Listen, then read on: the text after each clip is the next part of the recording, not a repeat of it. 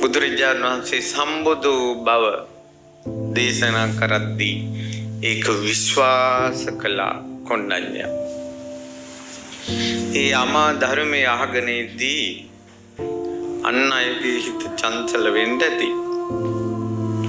අන් අය ඒ ධර්මය අවබෝධ කරන්න දෙපාරක් බණහන්ට අනිත් අයට සිද්ධ වෙන්න ඇති. ඒ ඇසූ ධර්මයේ කවරින්ම අවබෝධ කළා කොණ්ඩඤ්ඤ. ලෝකෙට බුදු කෙනෙක් ලෝකෙට පහළ වුණාට ඒක තවත් කෙනෙක් අවබෝධ නොකළා නම් තවත් කෙනෙකුට ඒක සැක කරන්න පුළුවන්. එයා බොරුවක් කියනවා. එයා නිවන් දැක්ක කිව්වට මොකද්ද සාක්ෂිය කියලා. එයා ධර්මය අවබෝධ කළාට මොකද්ද සාක්ෂිය කියලා. තවත් ධර්මය අවබෝධ කරන්න පුළුවන් බවට මොකද්ද සාක්ෂිය කියලා. ඔයාලා දන්නේ නැති වුණාට ලෝකෙට බුදු කෙනෙක් පහළ වීමත් අසිරිමත් තමයි. ඒ බුදුරජාණන් වහන්සේ පහළ වෙලා අමා ධර්මයේ දේශනා කරනකොට ඒක අන් අයට තේරෙනවා කියන්න තුන් ලෝක ධාතුවේම සාක්ෂි දුන්නේ අඤ්ඤා කොණ්ඩඤ්ඤ වහන්සේ.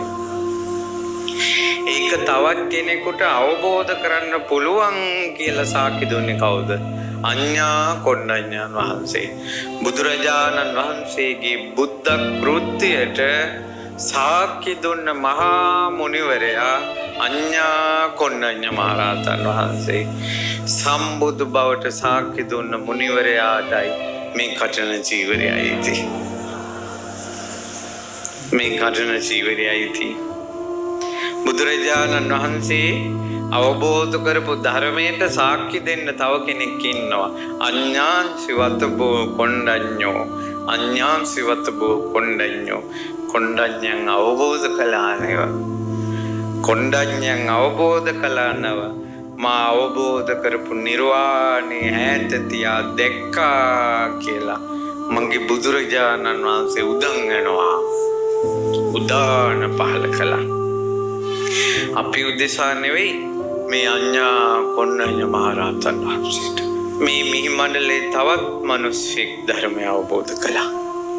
මේ මිහි මණ්ඩලෙ ඉස්සලාම පහළ වුණ රහතන් වහන්සේ අඤ්ඤා කොණ්ඩඤ්ඤ වහන්සේ.